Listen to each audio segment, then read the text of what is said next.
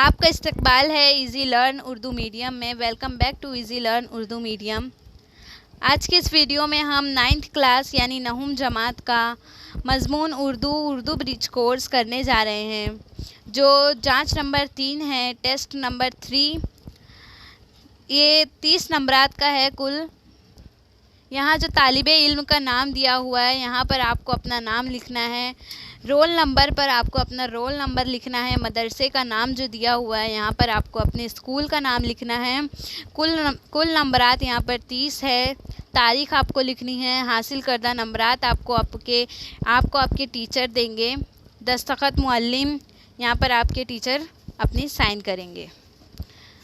तो चलिए शुरू करते हैं। न्यू व्यूवर्स जो भी हैं, जल्दी से हमारे चैनल को सब्सक्राइब कर लें। सवाल नंबर 1 है, लफ्ज़ सुनकर लिखिए। एक इमला है, ये 5 नंबरात का 5 इमला है। तो ये 5 इमला आपको आपके टीचर बोलेंगे। सवाल नंबर 2 है, दर्ज झेल इक़्तिबास का बगौर मुताला कीजिए और दी गई सरगर्मियाँ हल कीजिए। 5 नंबरात का है ये इक़्तिबास दिया हुआ है। इसे पढ़कर हमें सरगर्मी को मुकम्मल करना है।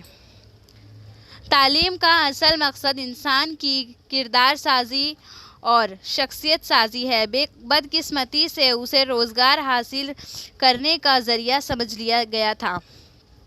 पुराने ज़माने में लड़कियों को ये सोचकर तालीम से महरूम किया जाता था कि उन्हें तो 4 दीवारी में रहकर सिर्फ घर संभालना है।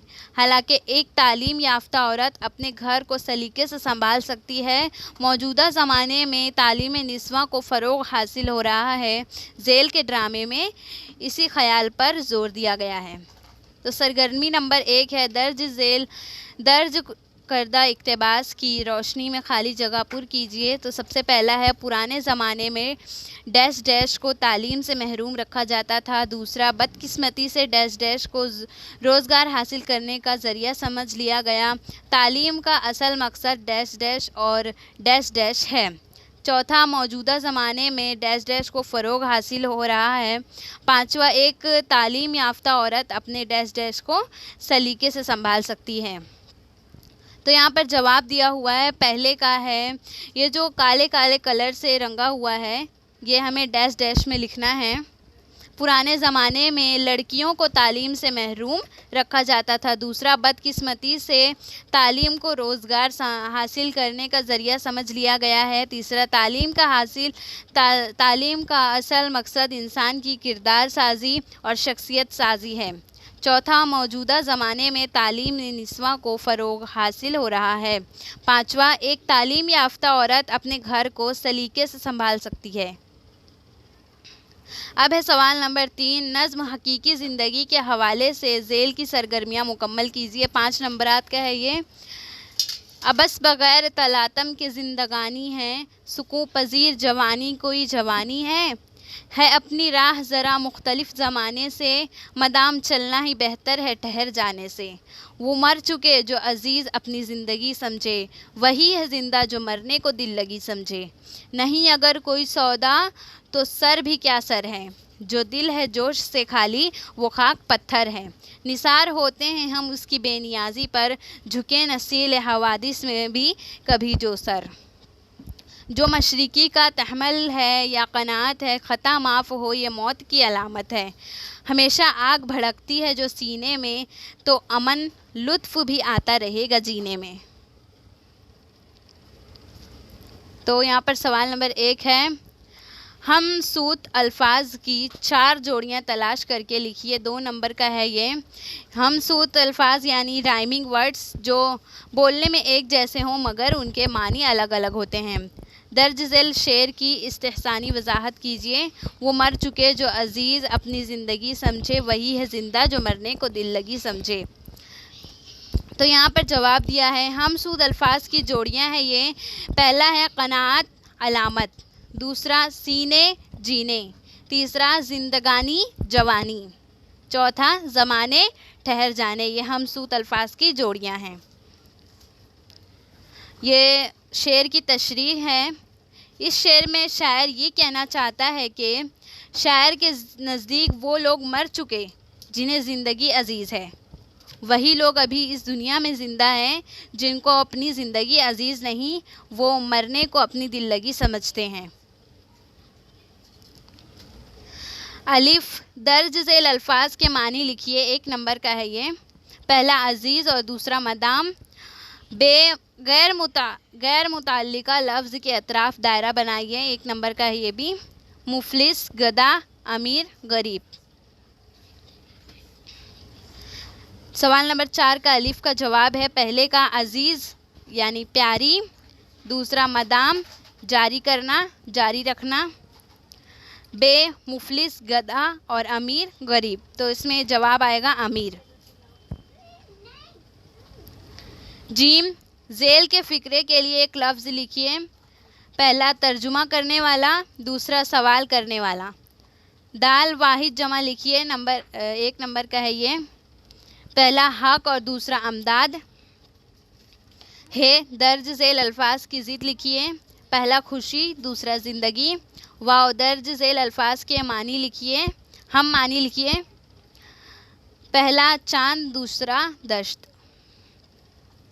जीम का पहले का जवाब है तर्जुमा करने वाला यानी मुतरज्जिम, दूसरा सवाल करने वाला साइल। दाल का पहला हक का जमा हुकूक, दूसरा अमदाद की वाहिद मदद। हाँ, पहला खुशी का गम और दूसरे का ज़िंदगी का मौत। वाव, पहले का चांद, चांद का हम मानी अल्फाज होगा माह और दश्त का मैदान।